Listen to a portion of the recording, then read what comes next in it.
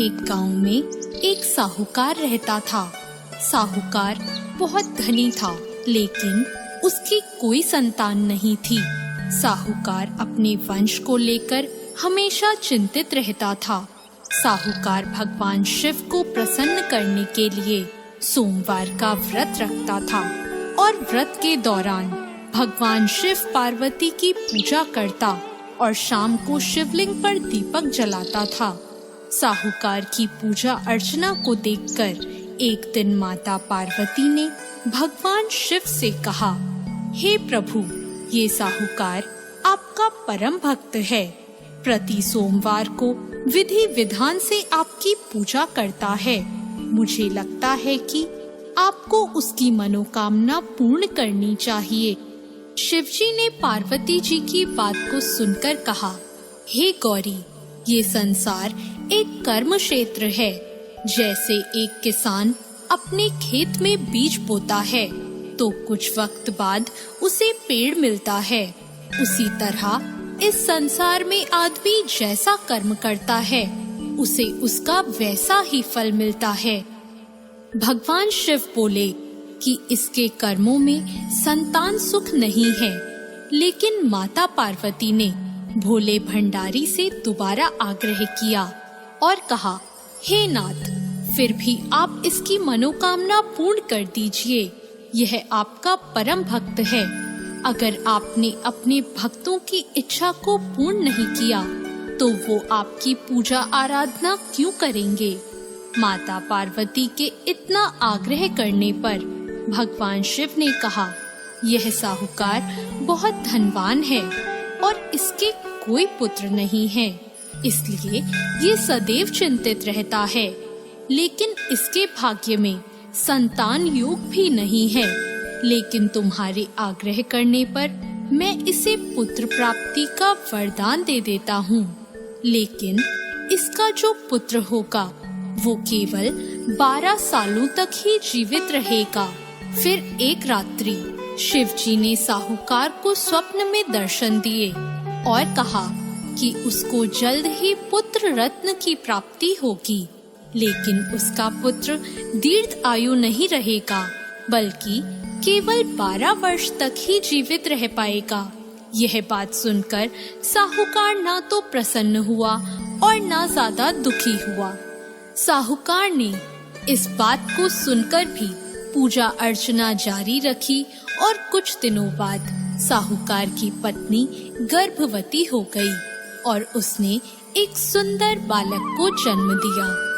बालक के जन्म से घर पर हर्षो उल्लास का माहौल था, लेकिन साहूकार खुश नहीं था, क्योंकि उसको पता था कि उसके बालक का यह जीवन केवल 12 वर्ष तक का ही है और उसने किसी को भी यह बात नहीं बताई थी। जब साहूकार का बालक 11 वर्ष का हुआ तो साहूकार की पत्नी ने कहा कि अब इसका विवाह कर देना चाहिए, लेकिन साहूकार ने मना कर दिया और उसे शिक्षा के लिए काशी भेज दिया। साहूकार ने बालक के मामा को बुलाया और पैसे देकर उन्हें बालक के साथ काशी जाने का आदेश दिया। फिर साहूकार ने मामा भांजे से कहा कि वह काशी जाते समय रास्ते में यज्ञ करते हुए और ब्राह्मणों को भोजन कराते हुए ही जाए। दोनों मामा भांजों ने ऐसा ही किया। काशी जाते वक्त जिस रास्ते से मामा भांजे गुजर रहे थे, उसका राजा अपनी पुत्री का विवाह एक ऐसे राजकुमार से करवा रहा था जो कि काना था, यानी उसे एक आंख से दिखता नहीं था। दूल्हे का पिता इस बात से चिंतित था कि अगर दुल्हन पक्ष को यह पता चल गया कि दूल्हा काना है तो राजकुमारी विवाह के लिए मना कर देगी। इसलिए उसने जब साहूकार के पुत्र को देखा तो उसने सोचा कि मैं अपने बालक के स्थान पर तोरण के वक्त इस बालक को बिठा दूंगा और दुल्हन के पक्ष वालों को पता भी नहीं चलेगा। दूल्हे के पिता ने साहूकार के पुत्र को इस बात के लिए राजी किया। इस तरह साहूकार के उस लड़के ने दूल्हे के कपड़े पहने और घोड़ी पर चढ़कर तोरण की रस्म पूरी की। तोरण के बाद फेरों की जब बारी आई तो दूल्हे के पिता ने साहूकार के पुत्र से अनुरोध किया कि वह दुल्हन के साथ फेरे ले और जब विवाह संपन्न हो जाए तो यह बात किसी को ना बताए। मामा भी राजी हो गया और विवाह समारोह भी निपट गया और शादी संपन्न होने के बाद मामा भांजा काशी के लिए प्रस्थान कर गए। परंतु साहूकार के पुत्र ने दुल्हन के कपड़ों पर लिख दिया कि तुम्हारी शादी मुझसे हुई है, लेकिन जिसके साथ तुम जाओगी वह एक आंख वाला आदमी है और मैं काशी में शिक्षा ग्रहण करने जा रहा हूँ।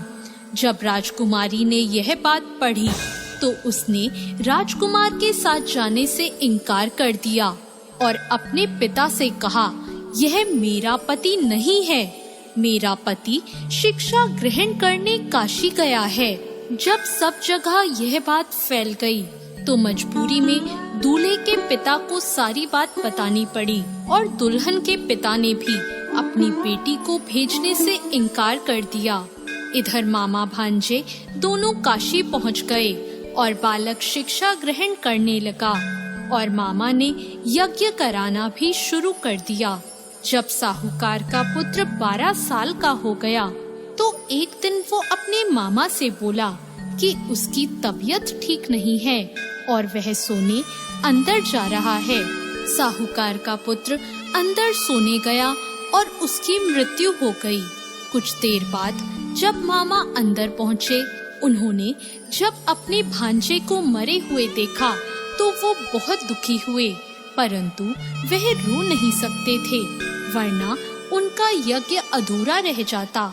इसलिए मामा ने वापस जाकर यज्ञ पूरा किया और ब्राह्मणों का भोजन कराने के बाद मामा अपने मृत भांजे को देखकर रोने लगे। उसी वक्त उसी मार्ग से शिव पार्वती गुजर रहे थे। माता पार्वती ने किसी के रोने की आवाज सुनी तो उन्होंने शिवजी से कहा, हे प्रभु, कोई मनुष्य रो रहा है, चलो उसके दुखों को दूर कर देते हैं। शिव पार्वती मामा के पास गए और उन्होंने जब मृत बालक को देखा तो हैरान हो गए, क्योंकि वह भगवान शिव के आशीर्वाद से जन्मा साहूकार का पुत्र था। माता पार्वती ने कहा, हे नाथ, यह तो साहूकार का पुत्र है जिसको आपने केवल 12 वर्ष तक का जीवन दिया था। पार्वती जी ने मृत बालक को देखा तो उन्हें दया आ गई और उन्होंने शिवजी से कहा, प्रभु, आप इस बालक को जीवन दान दे दीजिए, वरना इसके माता पिता जीते जी मर जाएंगे। माता पार्वती के आग्रह करने पर शिवजी ने उनकी बात मान ली और उसे जीवन दान दे दिया। साहूकार का पुत्र जीवित हो गया और मामा भांजे अपने घर की ओर प्रस्थान के लिए चल दिए। रास्ते में साहूकार का पुत्र उसी शहर से गुजरा जहां उसका विवाह हुआ था। दुल्हन के पिता ने बालक को पहचान लिया और मामा भांजों को लेकर अपने महल आ गए। दुल्हन के पिता ने एक समारोह किया और अपनी पुत्री को साहूकार के साथ भेज दिया। जब साहूकार का बालक अपने घर पहुंचा तो उसके माता पिता छत पर बैठे थे और सोच रहे थे कि अगर उनका पुत्र सही सलामत वापस नहीं लौटा तो वे दोनों भी इसी छत से कूदकर अपनी जान दे देंगे।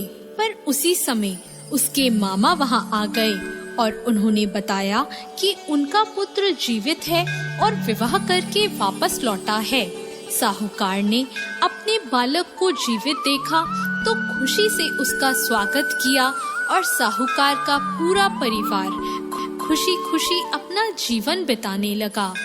जैसे भोलेनाथ ने इस परिवार पर कृपा करी, ऐसी कृपा सब पर करना।